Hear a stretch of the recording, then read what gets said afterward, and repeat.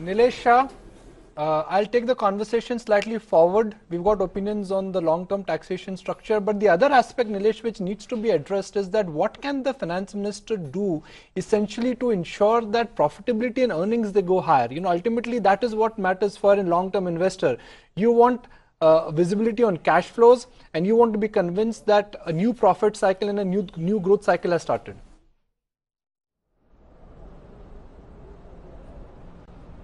So essentially, what we need as an investor is accelerated growth. Between 2003 to 2008, we had seen almost double-digit growth. So this is something which we have done in the past and we can always do in the future. As of today, our economy is driven by consumption.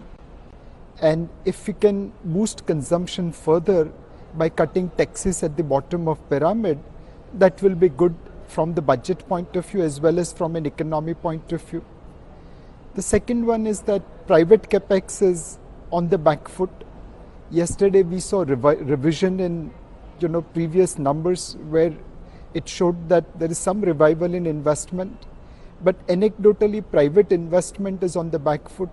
So if government can take the lead and spend more money on capital expenditure, and year before last, that was the first year after some time when capital expenditure as a percentage of total expenditure went up more than subsidy. They should continue that trend, lesser money for subsidies, more money for capital expenditure. That will again be supportive for growth. Combination of boosting consumption, enhancing capital expenditure, and yet maintaining path of fiscal prudence, though it looks difficult to achieve, but it's not impossible, it's doable with innovation, then markets and economy both will benefit. You've always talked about extremely innovative ways as to how the finance minister can raise more money. And I remember 3 years back, Nilesh was like, why don't we just do it the way they do it in France? Why don't we let out the grounds of Taj Mahal and give it out for weddings? So tell me, what are some of the out-of-box ideas, Nilesh, that you have as a recommendation for the finance minister today?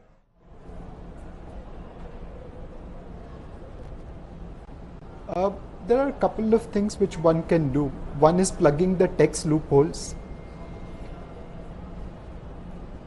The bonus stripping is a common parlance in stock market. People buy bonus shares, sell bonus shares, book short-term capital loss and adjust their capital gains against that. It defeats the whole purpose of capital gains exemption. If you strip or if you plug the loopholes of bonus stripping and dividend stripping, you can easily collect between 15 to 30,000 crore.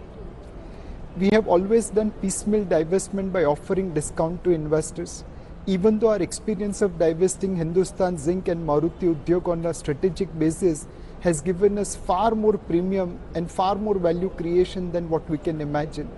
So it's time to go for strategic divestment rather than piecemeal divestment.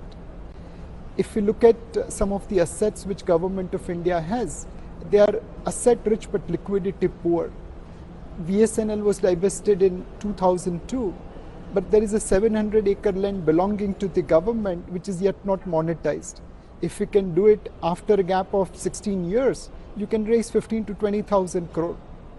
In the early 60s, we created an office called Custodian of Enemy Property. Those properties are getting encroached, but they are valued at probably 1,25,000 crore. Now, if we can monetize that, it will continue to give us money not only for this year, but for next couple of years. The other thing is the unspent cess collected in the government account. The Attorney General of the Auditor General of India in Lok Sabha question has answered that for FY15, more than 1,45,000 crore of cess in education cess, universal basic obligation, construction worker welfare fund, and so on and so forth, was lying unutilized. Now, obviously, when you have raised cess, it is for definitive purpose. But if it's not spent for so many years, can we not use it for some other purpose by amending certain appropriate laws? So my guess is that if we use innovation, there is a possibility to raise revenue without disrupting the momentum of the economy on the consumption and investment side. And such raising of revenue will help manage fiscal deficit, yet achieve spending target.